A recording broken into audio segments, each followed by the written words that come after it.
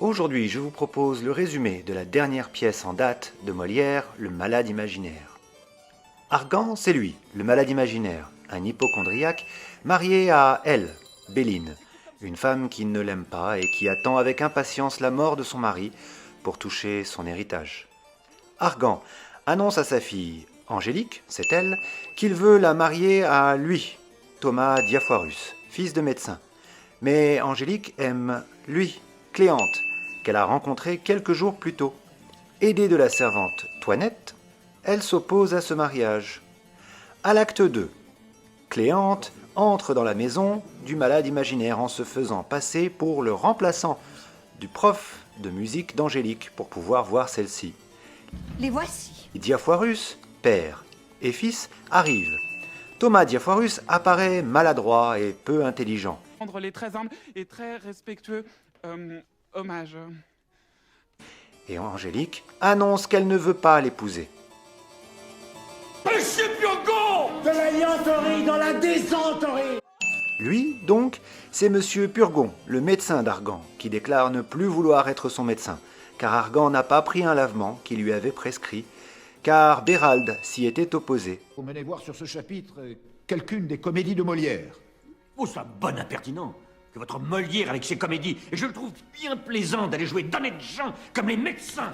Béralde, le frère d'Argan, annonce à Argan qu'il va lui trouver un autre médecin. Et c'est la servante Toinette qui réapparaît déguisée en médecin et alliée à Béralde pour dissuader Argan de forcer sa fille à se marier. Toinette ausculte Argan en exagérant largement les traits pour prouver à Argan le ridicule de ses médecins. Ignorantia ignorantum, il faut boire votre vin pur. Et pour épaissir votre sang qui est trop subtil, il faut manger de bons gros bœufs, de bons gros porcs, de bons fromages de Hollande, du gruau et du riz, des marrons et des biscuits.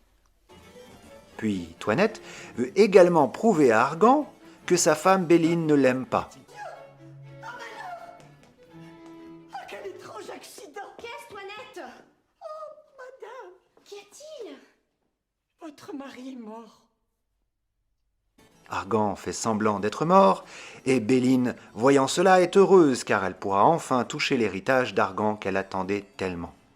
C'est alors qu'Argan se lève brutalement. Béline s'enfuit. Plus tard, Cléante implore Argan de le laisser épouser sa fille. Argan accepte à condition que Cléante devienne médecin. Vous apprendrez tout cela, et vous serez après plus habile que vous ne voudrez.